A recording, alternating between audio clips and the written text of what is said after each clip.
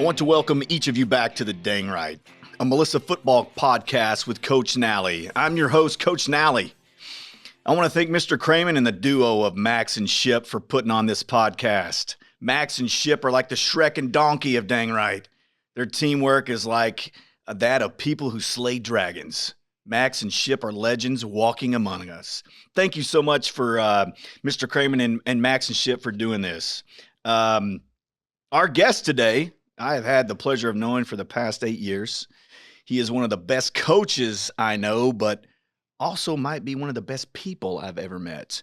Our guest today is Coach Travis Pickup. Welcome to the podcast, Coach Pickup. I appreciate y'all having me. Thanks for having me, Coach Nally. I don't know what Coach DeZern was talking about. These microphones are outstanding. I know, I got man. a great one. Looks just like yours. We gave him the Dollar General version of it. Makes sense. Max and Shipp, they knew that the talent level that was coming in, they weren't going to waste that stuff on him. So, Coach Pickup, first question I ask everybody, Coach Pickup, give us the journey, the story of Coach Travis Pickup.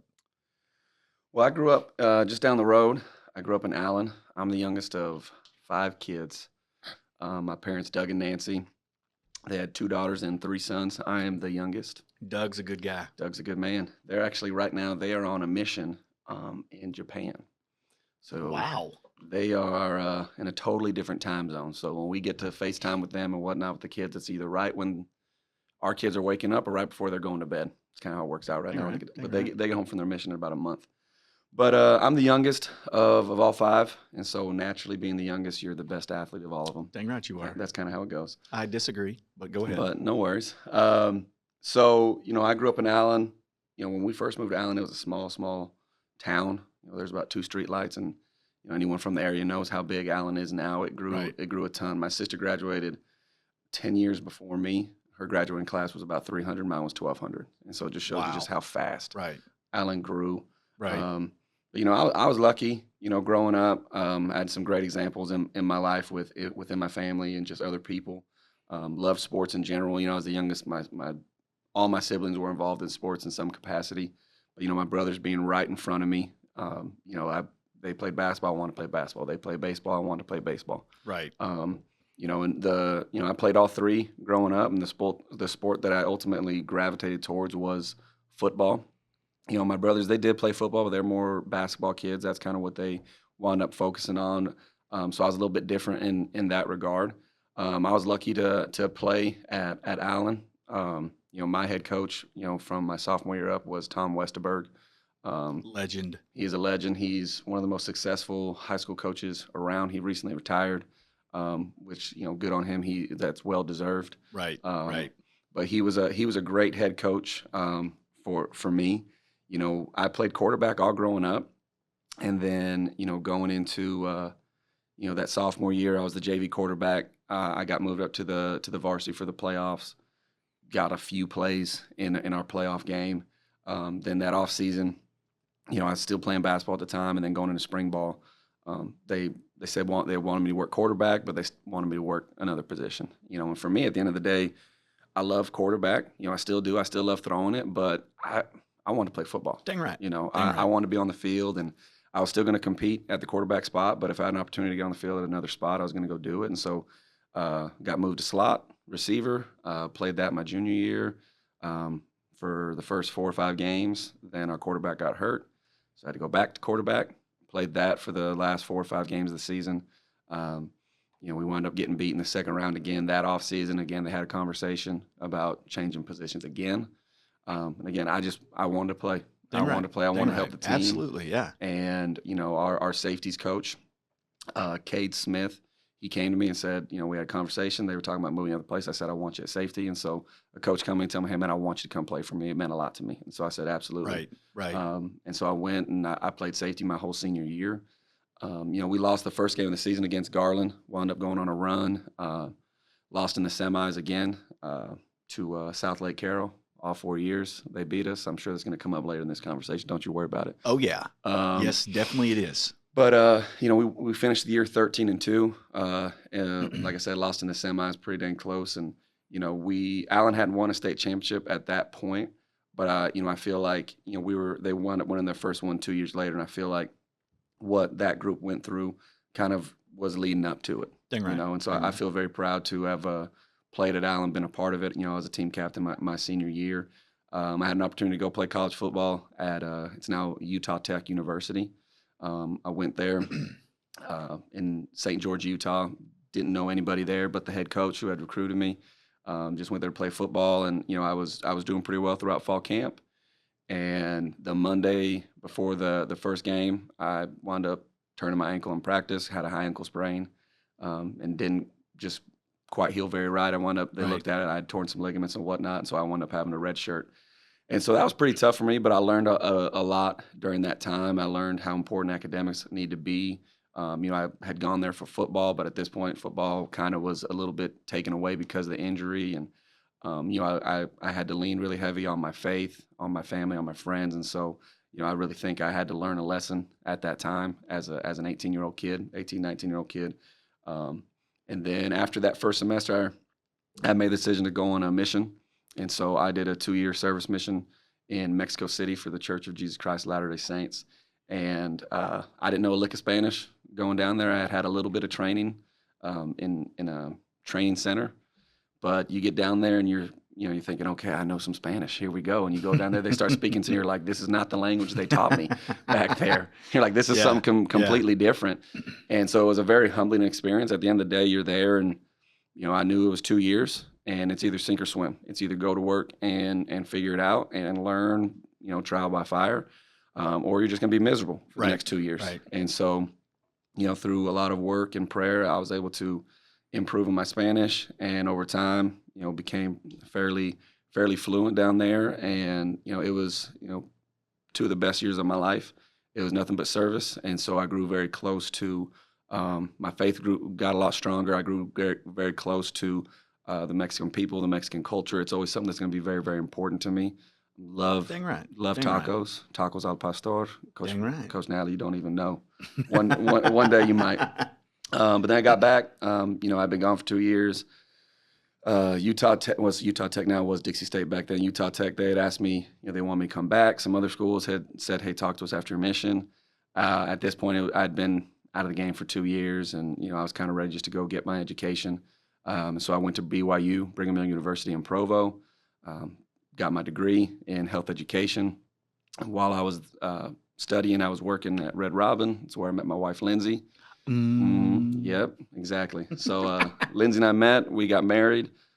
We've been married 11 years now. Pretty wild to think about. Yeah, that's awesome. But year or two after we've been married, luckily, I did a year of student teaching. And I coached in Utah as well, but I knew I wanted to come back to Texas, being from here, and high school football's king here. So, after I graduated, I was just trying to find my way back down here. Luckily, again, I think everything happens for a reason. I really do. Just ran into Coach Seth Stinton by chance. At this point, he was the athletic director and the head football coach. Right. And a lot of people don't know, but he was one of my teachers and coaches at Allen. When I was a sophomore. Right. And so I hadn't seen Coach Stinton in about 10 years. Didn't really know where he was at the time or anything like that. And luckily things worked out. There was a spot, open for me. Not every coach around really wanted me on staff for whatever reason. Who knows why? But luckily. We're going to talk about that. Luckily, Coach Stinton fought for me. And we've been here ever since. I'm about to finish my 8th year, start my 9th year at Melissa. My wife, Lindsay, and I, we've got 3 kids. Jackson he just turned 7. He is just the sweetest kid you'll ever meet. Mm-hmm. He's so much fun. Then we got an almost 5-year-old Tucker. Dang right. And he, a lot of people say, what's he gonna play? Jax, I don't know. He'll play whatever he wants. Tucker, he's got a mean streak in him. Like, he'll smoke you. I feel like he's probably gonna be a linebacker coming downhill. But he's so much fun. And then we have she's almost 2. She'll be 2 next week. But Lila. Dang right. So little Lila, we call her a Lila Bear, and she's starting to get some sass and attitude. She's at that point right now. But she's so smart and she's so fun to be around. But it's a privilege to be a husband to Lindsay and be a father to those kids. Dang and right. So that's kind of what's got me to here. I currently coach the quarterbacks on the football team. I coach powerlifting.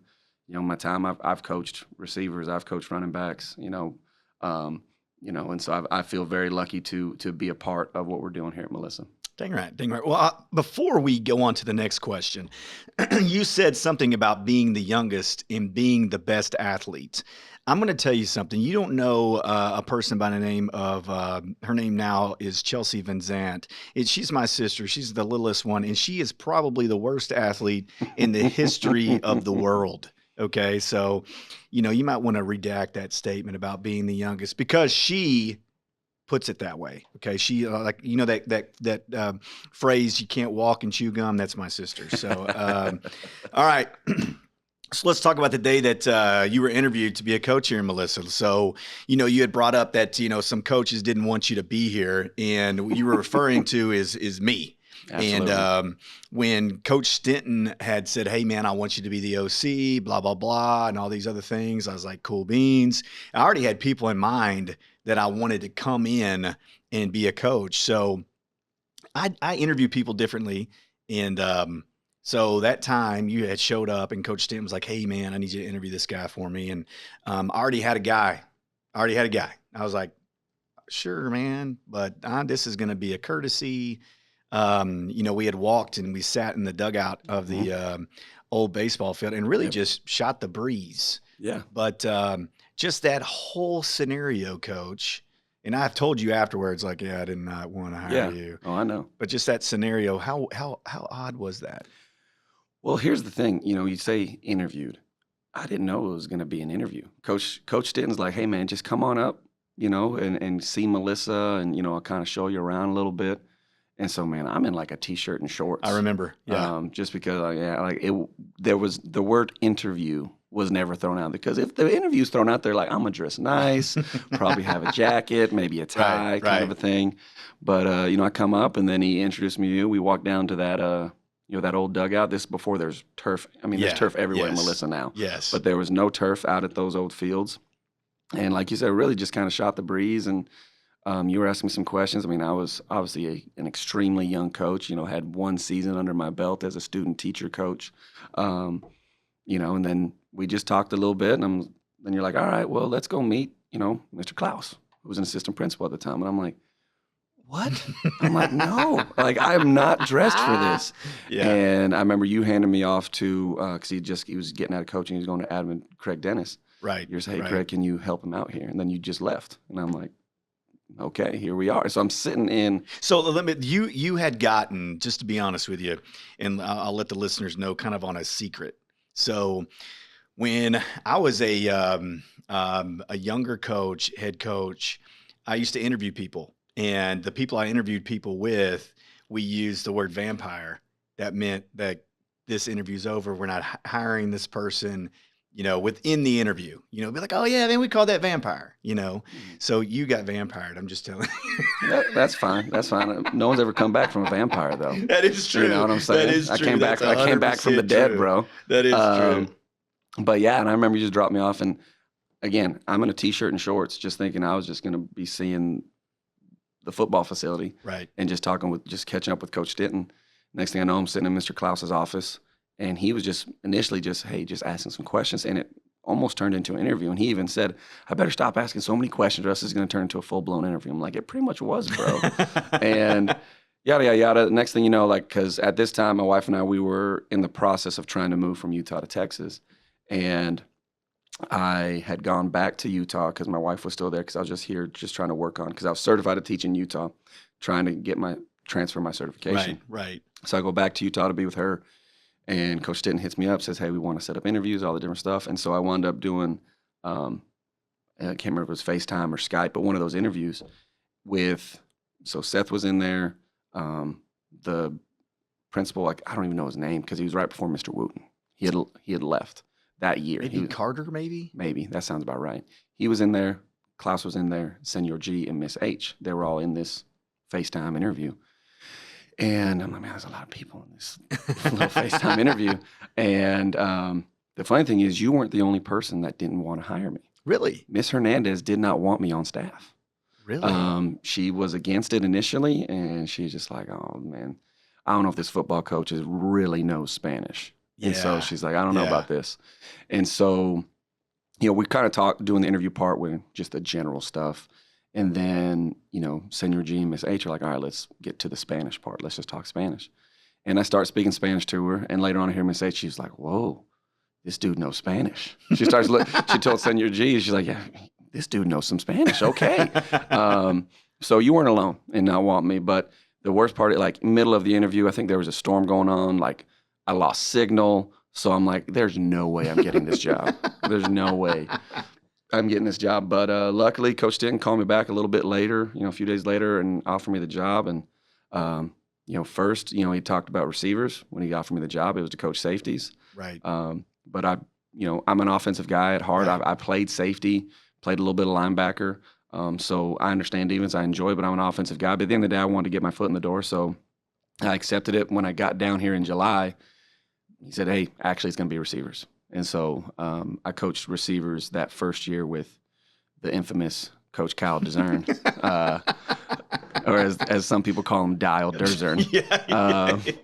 I got to coach receivers with Kyle that first year, and then just been here ever since. I mean, all that went down, but in all honesty, Travis, you're probably one of the best hires that we've ever made here. All right, so let's talk about this. Let's talk about lifting weights. Yes, sir. What really got you interested in it? First off, second off, like you're still lifting heavy at your age. How old are you? I'm 35. 35, still lifting stupid heavy. Okay. Ish. All right. And do you ever do leg day? So I'm going to answer the last question first. Okay. Absolutely. Yes, sir. If you walk by the weight room, if you're up here as early as I am, you'll see. Okay. I just did back squats this morning. I did some box squats. Dang right. Good for you, man. I'm getting at, you have to. I never want to be that guy that they're like, man, chicken legs, kind of a thing. And I'm catching heat. I just won't do it. So I do legs. And so, I enjoyed weights, when I was growing up, when I was in high school. I was a big basketball guy for a lot of my high school career. And so I always typically missed part of off season. Right. And so, I didn't get into it as much in high school as I probably would have liked because of that. I went to college, went on my mission trip, and when I came back, I probably, I wasn't playing football anymore, right? And I missed a lot of things about it. And so I liked as far as just lifting weights, just, you're not competing with anybody but yourself, really, at the end of the day. Absolutely. Right. And so, I was involved in intramurals and all that different stuff. But, I got home and I was like, man, I just want to do something else. And I got a gym membership. And, for me, weightlifting, I think it is for a lot of people, it's kind of addictive in the aspect you start to see a little bit of growth. Absolutely. Yeah. You want to keep doing it. Right. And, man, it just became such a habit of such a huge part of my day. And, this was probably in about 2010 that I really got into it like I am nowadays. That now, like, just with not going one day, like, even if it's just very brief, my wife gave me a hard time. We talked about it. I used to disappear when we were newlyweds for like 2 hours at the gym. I'd be gone forever. Dang right. Obviously now can't do that. Right. If I do, I'd be waking up at 3 a.m. every day, and I just can't do that. Right. So my workouts, they've been shortened, but there's just something about getting in there and feeling strong. There's something in there about feeling healthy. And just, even if I'm only in there for 20, 30 minutes, starting my day with that, I feel like I've accomplished something. Dang right. I feel like I've done something that, in all reality, a lot of people haven't done yet. Right. A lot of people probably do it after work or whenever they're able to, but I feel like I've accomplished something at a time of day, early in the morning most of the time, that some people haven't gotten to. And so there's a sense of accomplishment when you go and you do that early in the morning. And, in all reality, I don't lift as heavy as I used to when I was a younger kid. The only things that I really probably do heavy is probably like bench. I'll squat heavy a little bit now and then. I'll deadlift heavy a little bit. But bench is probably the one. Let's be honest, Coach Nally, it's an ego thing. No doubt. No doubt. Heck yeah. And I like Heck yeah. I like to tell our athletes that I bench more than them. Absolutely. I like to walk up to them and see them bench pressing and being like, hey, are we doing curls? Kind of a thing. And say, hey, man, I'll do some skull crushers, maybe a little tricep extension with that weight. And so, and I'm involved in our strength and conditioning here at Melissa. And so I feel like it's just important to me to stay active in that. Right. Obviously, not every strength and conditioning guy or fitness guy needs to be the most physically fit or strongest guy out there. But I feel like it helps me be a part of their world. And if they know that, okay, coach will pick up lifts and he gets after it too, then maybe it gives me a little more credibility maybe. And so, that's really it. I just, like I said, coming from a mission, I want to get back into something associated with sports. And that's why intramurals were a big part, but then just that lifting weights and just competing against myself. And, you've seen me, I carry around a little journal every day I'm in there and I'm writing down every rep, every set, every movement that I do. And okay, last week it was, I bench pressed 315 pounds for 4 reps. I got to do 320. So I know, like I try to keep myself accountable. So I'm always trying to get a little bit better. Right. At the end of the day. Right. I love it. All right. So in the past, we've normally played a summer league basketball coaches thing that we do. And so you've seen a lot of coaches play basketball. Okay. So you're playing a game of basketball with the coaching staff. Okay. Who do you start? Who do you bench? Who do you cut from the coaching staff? So are we talking just football coaches, or are we talking the entire Let's do staff? both. Let's do just football, and then let's do both. Let's do just football. All right, so here's what I'm going to do. I'm going to take myself out of the equation because obviously if I'm in the equation, I'm always starting myself. Okay, like you have to have that mentality, right? As the kids might say, that Mamba mentality. So I'm always going to start myself regardless of who's out there, but I'll take myself out of the equation. So you said start, bench, and cut? Correct. Right? Correct.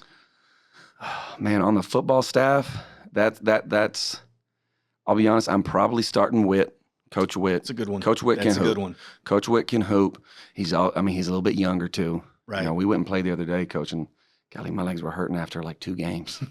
I'm already sore. I've got like ice bags on my knees, and, I'm like a old Larry Bird. Probably starting him. Probably benching Coach Hammy. Coach Hammy's pretty dang good. He's got a good inside-outside game. So is cutting, is that like the third best player, or is that just who you don't want on the team? You can't be on our team, man. We're going to go in a different direction. Okay. Well, that's because I was going the other way, that would be like the third guy, like, hey, you're out of luck. Cutting, and I got to think about this room right now. I don't know if I've seen every single coach hoop, but I'm going to have to cut Coach Choppa. I've never seen him hoop.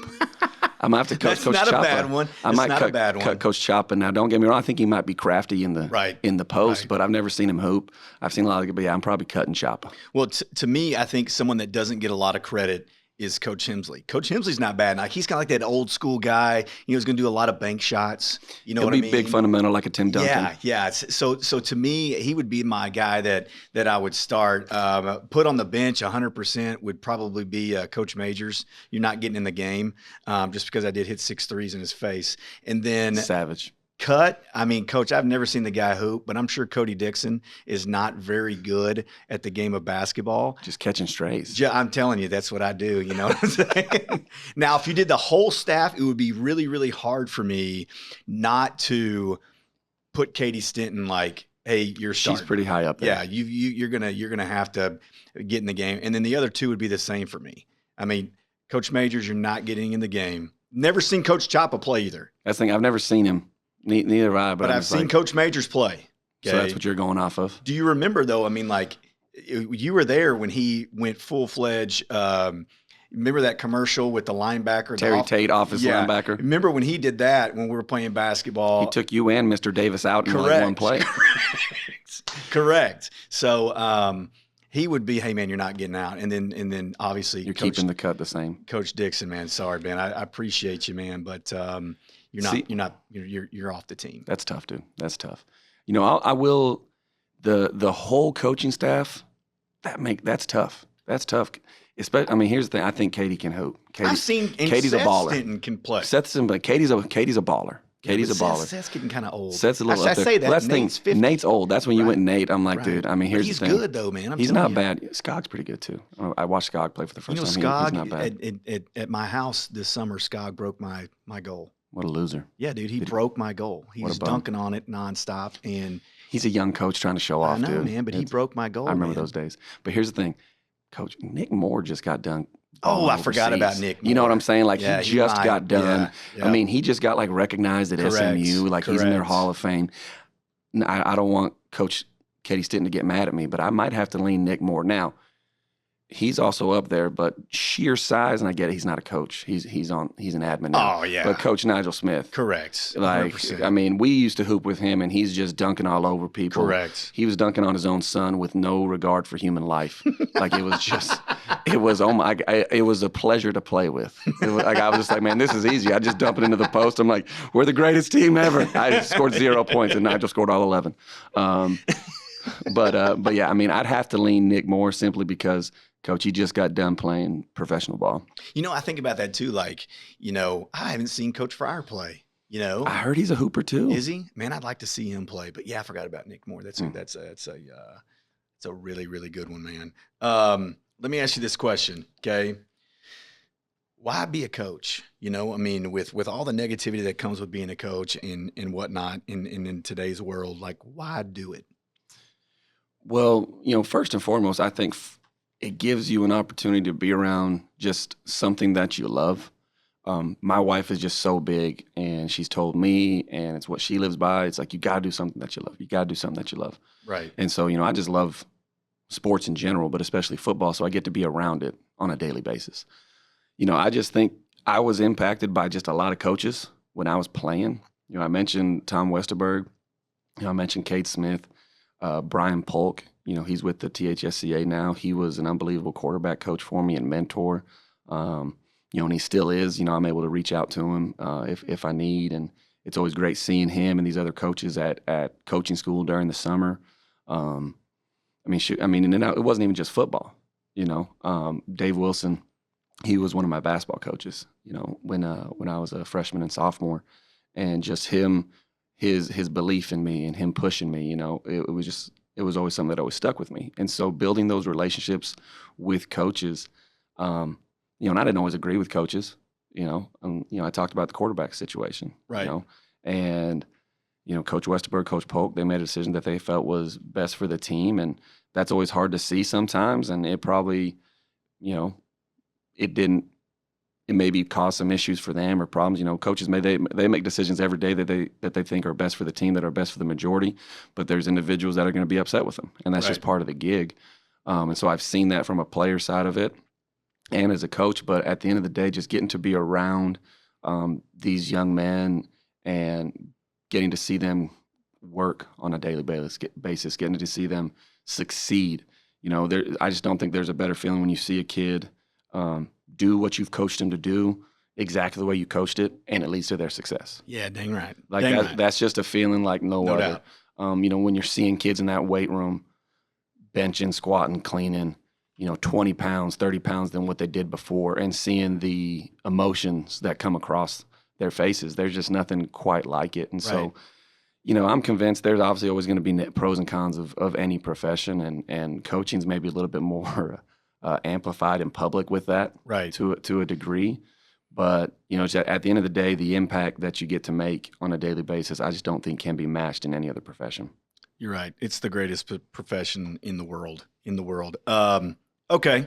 All right, man. There's a little bit of a debate within a small group within the coaching staff that you are not the strongest coach on the staff, that there could be that Neo out there in the Matrix that is indeed the chosen one and is stronger than you. Okay. So let's discuss this. So, and you're going to say, who is that?